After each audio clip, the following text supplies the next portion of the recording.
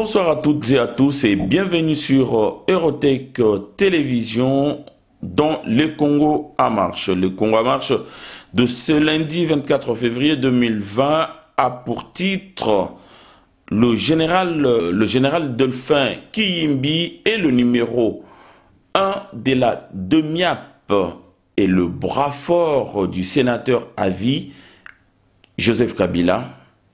Il est interdit de quitter le territoire. Il aurait acheté des dispositifs d'écoute en Afrique du Sud pour espionner le chef de l'État, Antoine Tshisekedi Tshilombo Félix.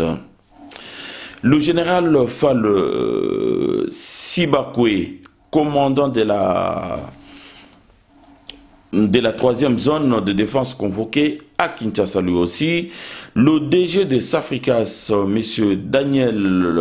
David Blattner, interpellé et arrêté à Makala.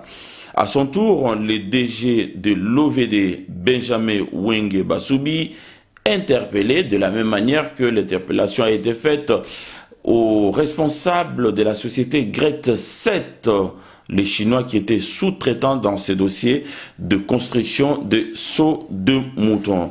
Voilà, Bandeko Balandi, Mbote na bino, Mbote bipai bosangani, mikili na mikila, pona kolanda, Eurotech Télévision. Mais yambona banda masola, lelo Bandeko Balandi, naebi ete bozali, ebele bolanda rabiso, na sengi na bino Bandeko, bo partager vidéo oyo, toebi que, boko sepela na yango, soko sepeli réellement, ndeko partager, sala ke batu oyo bazanzinga nzinga na yo oyo nanu bazui place a koyoka masolo ya mboka te koyoka politique analyse politique ya mboka te ndeko basabone massivement ba koma ko liker et ba on va partager ba vidéo na biso pona sango o tozo panzana o esika et panzana mukili mobimba ndeko yo mtozo tala ngai na ganti ozali moko ya oyo ba posa ki ba question mena no zubi ya note soki ezali kana yo ndeko na ganti lelo toza na tamingite pona ko yanola mituna na bino me na ngaki na yanola quand même mibale ndeko moko abengai atuni ngai ayibisinga lobi ndeko me yo panzaka sango me ndenge nini alors, barbarie est ça partout, hein, parce que on lui a posé question, où ils ont un rapport avec Makambo, tout expliqué. Alors, poser la question de est-ce que Yosa Sango, qu'est-ce que ça a à voir avec Banalise Ongana Salaka?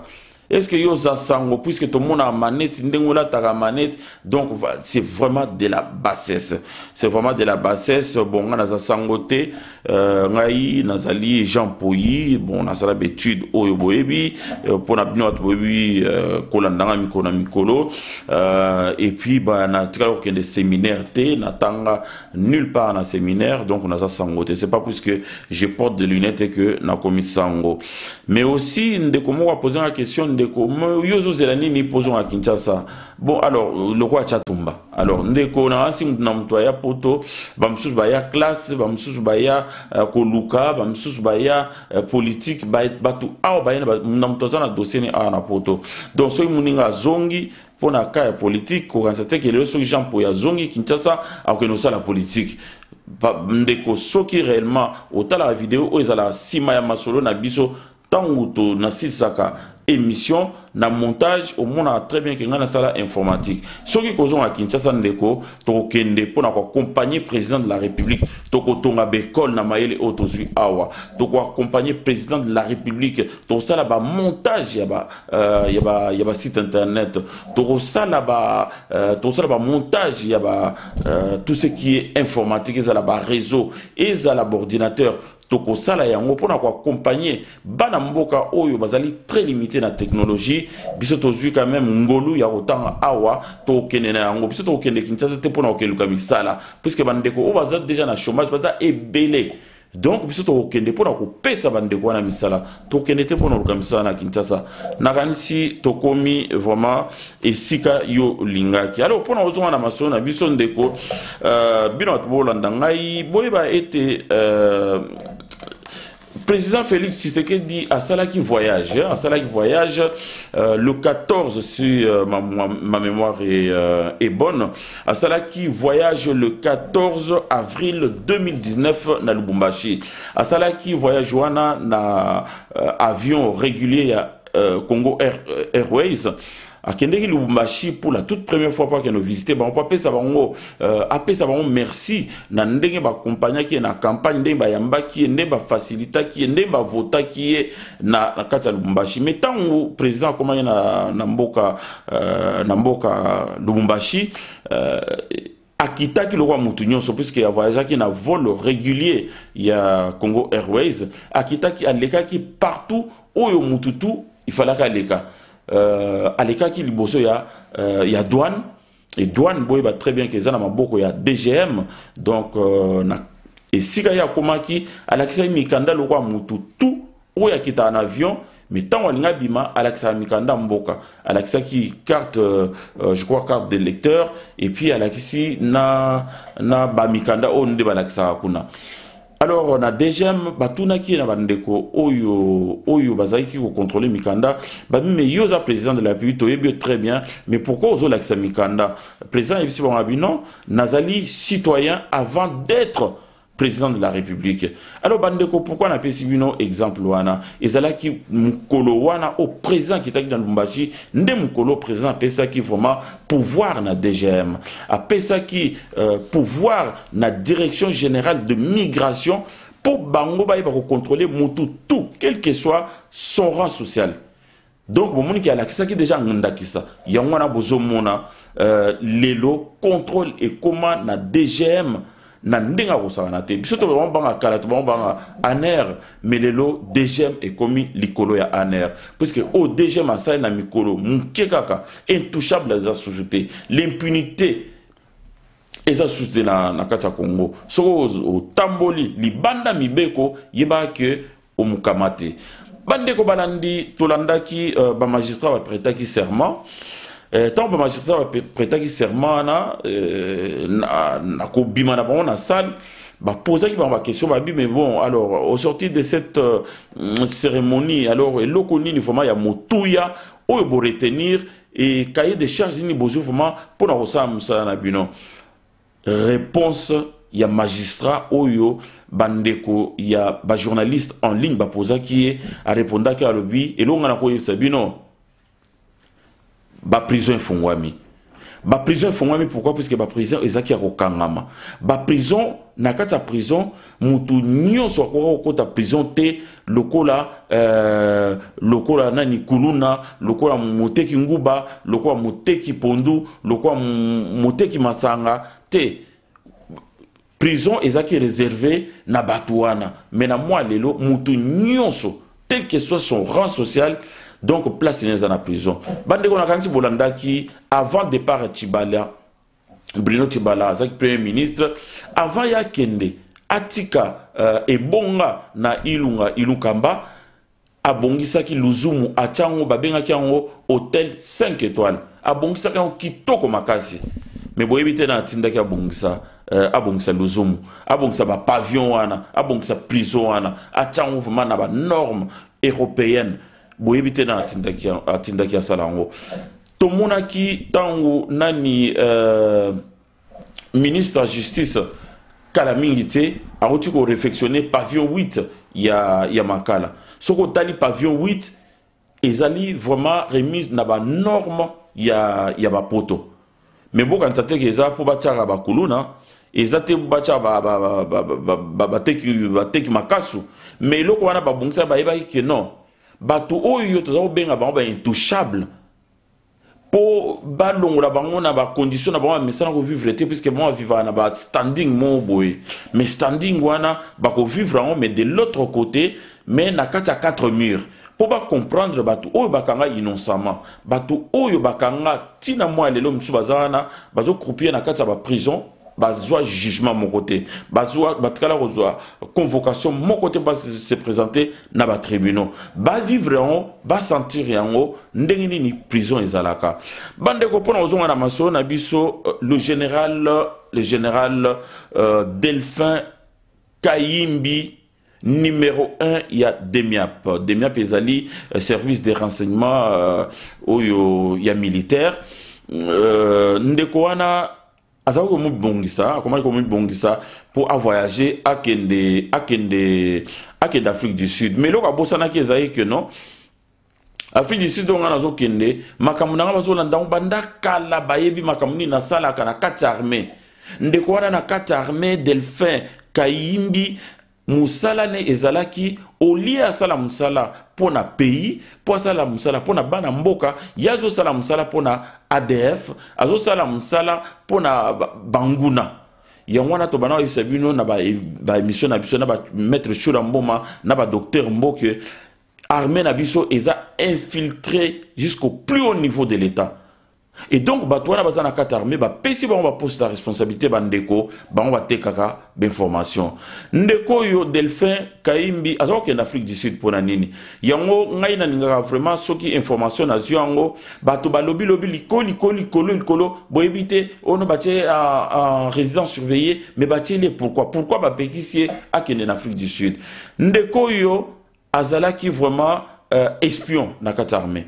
Ndeko oyo ba renseignement tout oyo ba stratégie tout bazo ko arrêter pona ko kanga banguna pona ko bengana bango pona ko mettre ba dispositif en place pona ko bloquer bango ko ta sou Congo te yazo texango. Mais encore plus loin, il a été plus loin à sombi ba matériel. Il y a espionnage en Afrique du Sud. Azakinde ko kene ko récupérer ba matériel pour espionner le président de la République. Bo comprendre ndenge nini batu oyo Kabila a tiana kati armée boye ba ke batu wana bazo travailler na kati armée mais ba pesa ba renseignement na batu lokwa ba Kalev Mutondo yango no mona Kalev soka zu renseignement bimi azulu ka ndenge nini ya ko déstabiliser mboka ko déstabiliser président de la République puisque na kati armée o bato batie mutema babi baonde ba pomba ya mboka baonde ba mampinga ya mboka ba bundela mboka te baonde bazo détruire mboka mais bazo kanga bango moko ndeko yo azana résidence surveillée donc to Rolanda vraiment dossier en malamu to Rolanda na suka de façon que au moment opportun to pesa bino suite ya masolo oyo général Fall ou Foll Sibakwe. Donc, Ndeko Oyo Azali commandant, le général Fall Sibakwe, le commandant de la 3e zone de défense, est convoqué à Kinshasa en conseil de discipline. On les soupçonne d'avoir détourné le prime de phare RDC de décembre 2019. Alors, Ndeko Oyo, tant que bazo encourager ba jeune, tant que bazo encourager ba papa, bazo encourager ba mboka Oyo, bandimi ko bundela mboka, bandimi ko kufa, ko sopa makila na ba pona mboka, mais Ndeko Oyo bandeko na ngai, président aye, apesi ba militaire au bazan na front, apesi ba baxel ba salaire, azo tindra ba prime chaque mois, mais Ndeko Oyo y a détournement bon a prime wana a tia on a poche na e akanti to na temps wa Kabila o ezala ke non o zwimbongo mututa ko interpeller yo puisque bango tout wana ba bi ke Kabila mutu atinda bango et puis bakanta ke Kabila ndem mutu konsanti na moi lelo donc azo se servir na caisse à l'état azo se servir na caisse batu o bazo kweya na masasi pona mboka o batika basi na bana bango moko sans secours sans social batika bango bazo pesa mbongo bango bazo kamata bazo tia na ba poche ole moral basodana ezala bien bakende bitumba moral ezali etikali na sima puisque ayebi ke na minute oyo famille bazo kufa nzala nga awa nazo risquer na kufa na ebite lobi na ngo zala ndenge nini donc ndeko oyo akosamba ba militaire so bozolanda ngai boyeba que soko salimbe bana moi lelo tant où il y a impunité et sili et donc Moutouazali commandant suprême ya fa RDC et Zalinde Félix Antoine Tshisekedi Tshilombo président de la République soka yoki na mbeba ndeko oloba keno Jean Poya yebisa ngaité. Alors bandeko balandi toujours continuer na kati ya masolo na biso ndenge na pesa ki ba titre na moi lelo bandeko boyebi était masolo ezokende bien avec Fachi azali mutu oyo alingaki vraiment social ya bana mboka échanger alingi vraiment mboka ana ezala likolo mboka ana ezala vraiment l'Allemagne ya Afrique mboka ana ba esika bazotanga kombo ya Congo ezangate. Pas plus tard que samedi bandeko balandi na ozala peut-être na temps et retirer bino audio te mais bino tozola na peut-être bolanda ki yango ndenge un activiste camerounais a interpellé qui Sarkozy à Paris na salon de l'agriculture na Versailles na porte de Versailles ndeko wana Sarkozy azoleka Sarkozy non pas Sarkozy Macron bolim sanga et combat Sarkozy na kimité monsieur Macron génocide ezali panabiso génocide Biazo Boma Paul Biazo Boma na mbongo botindela kabango bazolia mbongo bazoboma ba peuple nzale ezali ngana traverser mer Méditerranée pona koma awa pauvrement na komisa message oyo monsieur génocide ezala mboka na ngai Paul Biazo Boma Macron azaki musika yoki mungongwana ayembango atuni monsieur attendez non monsieur on tue chez moi on tue mes frères Sarkozy atuni mais papa ndenge abino Paul Biazo abino non nayebi na osala nyonso osala na non mtsobaza na ba prison apesi kombo abibon na opesa mutu moko opesa kombo puisque na ko bosana kombo wana comme ça nalandela problème wana. À lobby, non, biso tozo soutenir ba dictateur te. Tala na République démocratique du Congo. Kabila azaki wana azaki dictateur. Mettons Tshisekedi aye, c'est un démocrate. Aza mutu moko instauré état de droit na kata mboka na ye. Lelo ngana Tshisekedi tozo kana bien. Nazaki étonné et sika kutu makambo etali Congo te mais Macron atangi président Tshisekedi comme un vrai démocrate. Un vrai président, non pas comme président du Congo, mais président de l'Afrique. Et côté à la Bongo, mais pour longtemps. Et pour toujours. Tant que Félix Tshisekedi, à cause de la vivant, yendem tozana mbokana. Ndeko sogozo landangai et cause na mutangambo mususu na osepela peut-être que aucun en télévision na puisque ils ont risqué et dérangé yo mais et cause la ndengwana. Merci beaucoup. Alors, Bandeko Balandi, na troisième point d'ambition, on a vu que DG Yassafrikas, de monsieur David Blattner, Azaki interpellé et na moi lelo Azulia Vungule na Katia Makala. Donc, Bandeko Balandi, donc, impunité et sili na Congo.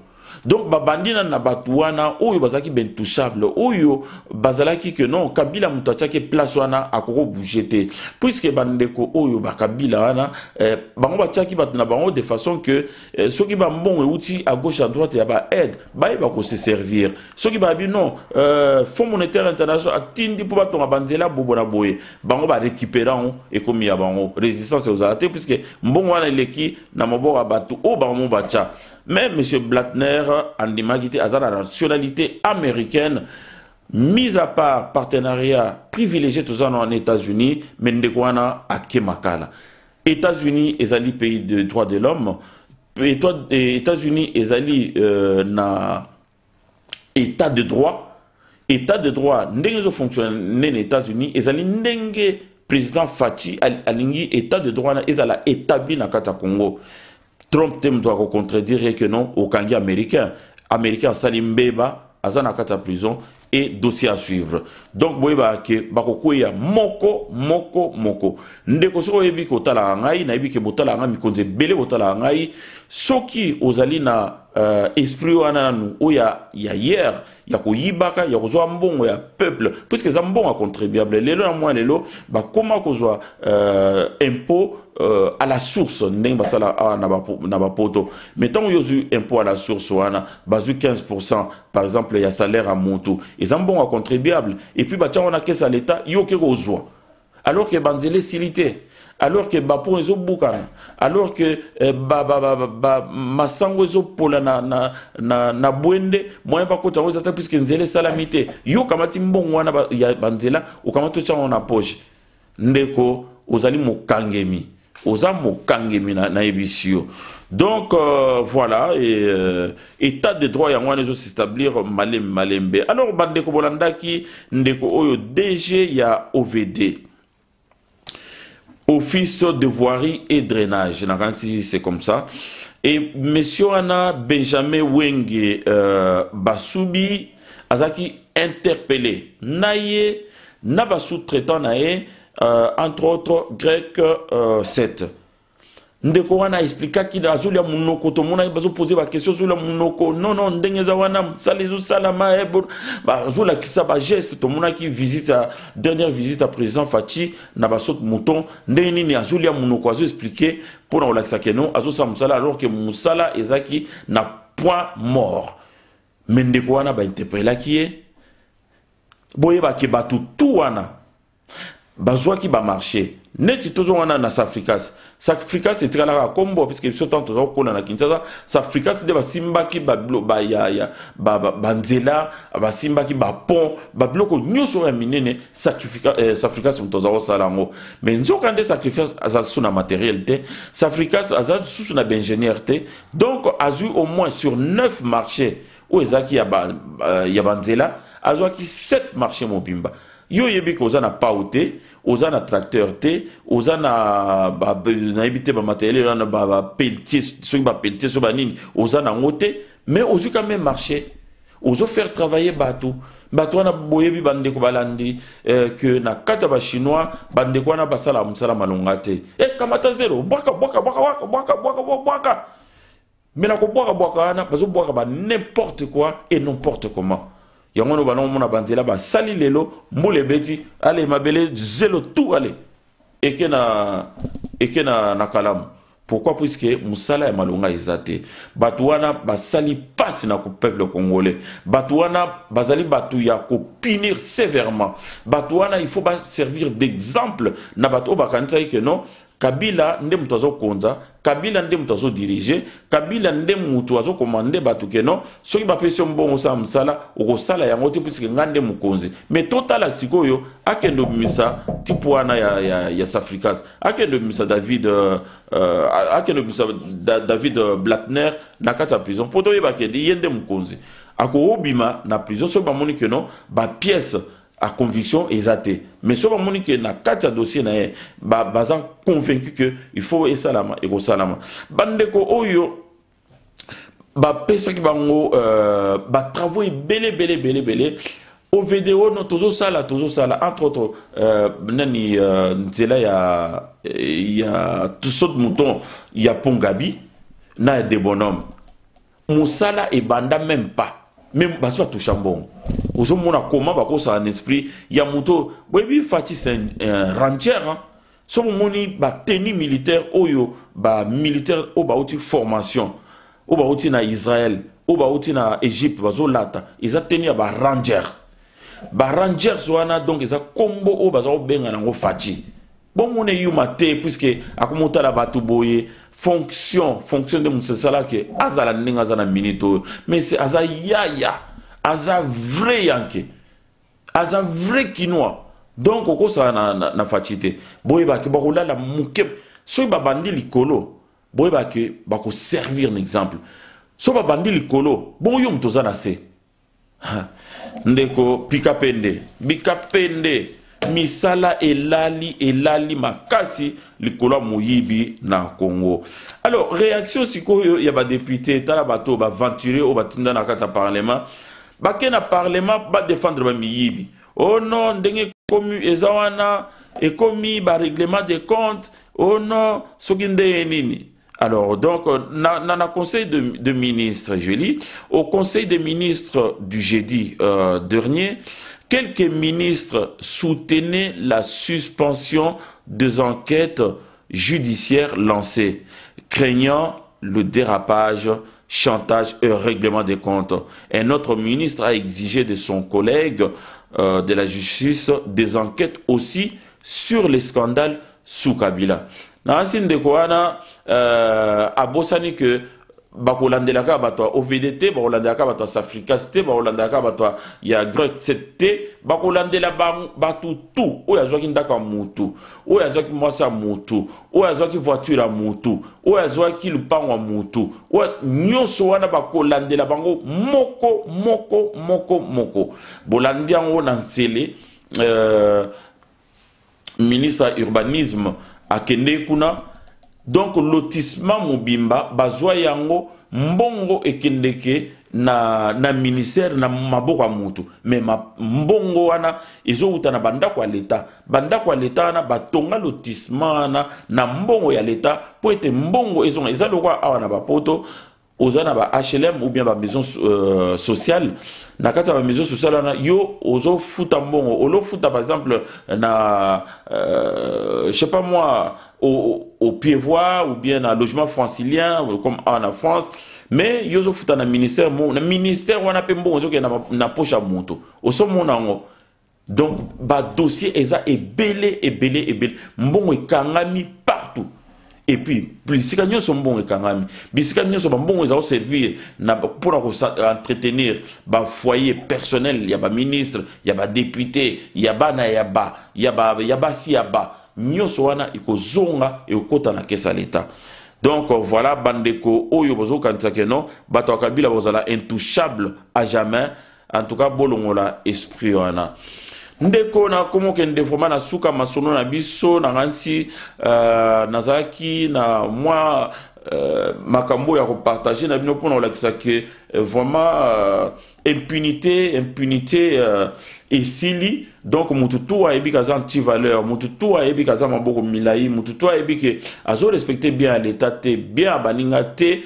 Donc ko linga ku te o sazarder que o kota na masolo ana, puisque kala mingi te soki mututu na mwa lelo akomi na pouvoir ya ko porter plainte ozala awa na France mutu même soki azali Edouard Philippe, même soki azali Sarkozy, même soki azali Macron, soki osali mbeba, un simple citoyen ako porter aux plaintes, na justice. Soki poza na to oza condamné au futi pe ba bande, au futi ba bande telle que soit la fonction occupée na pays.